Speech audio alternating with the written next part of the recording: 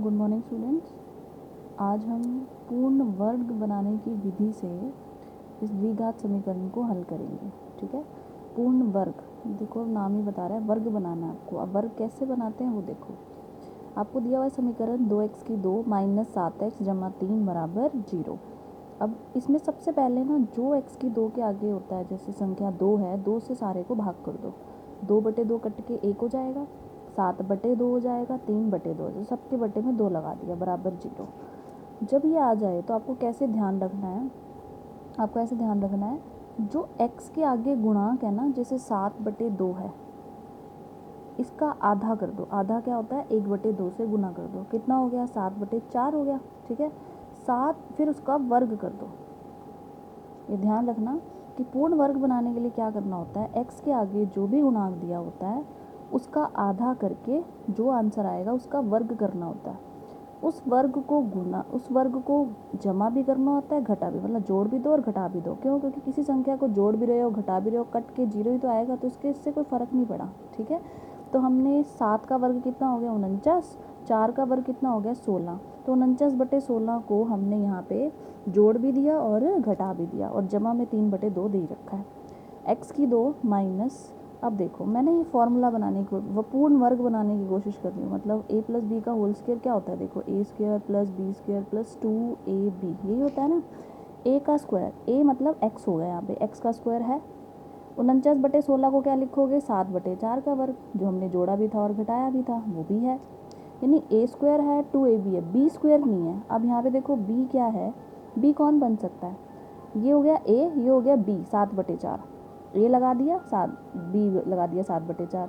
अब तुम्हें 2ab बनाना है तो तुम 2 लिखो, था तो नहीं ना यहाँ पे 2, तो 2 से गुना कर दो, 2 से भाग कर दो, तो 2 कितना हो गया, यहाँ पे कट के देखो 7/2 ही आएगा। तो हमने इसको 2 गुना 7/4 गुना x लिख दिया, जमा 7/4 का वर्ग, माइनस में यही आ गया और यही आ गया। ठीक है, ये चीज़ समझने वाली। अब देखो फॉर्मूला बन गया, a ये हो गया, b ये हो गया, ये 2ab और बीच में कौन सा निशान है, माइनस का। तो किसका फॉर्मूला होता है, a - b होल स्क्वायर का। मतलब हम कई बार क्या करते हैं, बाएं से दायां पक्ष लिखते हैं, हम उल्टा कर रहे हैं, दाएं से बायां पक्ष लिख रहे हैं। तो हमने ये बना दिया, उसको हमने ये लिख दिया।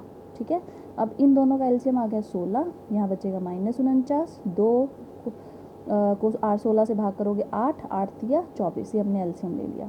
49 में से 24 गए 25, क्योंकि 49 बड़ा है उसके आगे माइनस का निशान है तो माइनस आएगा बराबर 0। अब इसको इधर ले गए, 25 किसका वर्ग होता है, 5 का, 16 किसका होता है, 4 का, माइनस का था ना, उधर जाएगा तो प्लस का हो जाएगा, वर्ग लगा दिया।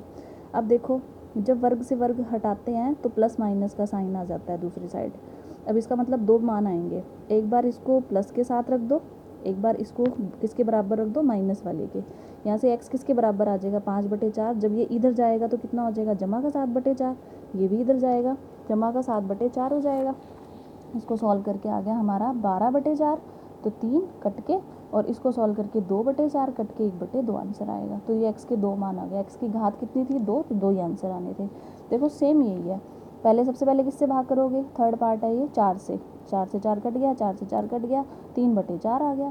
फिर तुम्हें क्या सिखाया था, इसका भाग करो 2 से, कर दी, फिर उसका वर्ग कर दो, उसको जोड़ भी दो और घटा भी दो, यही मैंने दोबारा करा है। फिर ये जो 1, 2, 3 टर्म्स होती हैं वो क्या बन जाती हैं, ये देखो मैंने इसको, देखो यहाँ पे भी 2 से गुना करके 2 से भाग कर दिया ना, और वर्गमूल 3 ये रहा, x ये रहा, ये बनाना होता है ना b। तो आपको पता लग जाएगा वर्गमूल 3/2 चाहिए, तो 2 से भाग करिए तो गुना भी करनी पड़ेगी, यहाँ पे दिया नहीं हुआ, x आ गया, फिर ये लिख दिया, माइनस इसको खोल दिया, वर्गमूल 3 का स्क्वायर, वर्गमूल से वर्ग कट गया, 3/2 दूनी 4, ये भी दोनों कट गए।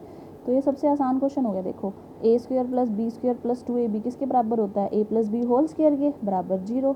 अब यहाँ तो कुछ है ही नहीं कि मैं वर्ग हटा के, इसका मतलब होता है इसको 2 बार 0 के बराबर रखना है। वर्ग है ना, वर्ग का मतलब 2 बार 0 रख दिया, एक बार x बराबर माइनस वर्गमूल 3/2 आ गया, एक बार x बराबर माइनस वर्गमूल 3/2, ये 2 हमारे आंसर जो हैं वो सेम आ गए। ठीक है, तो ये हमने 2 पार्ट्स किए, पूर्ण वर्ग बनाने की विधि से समीकरण को हल करना। Thank you.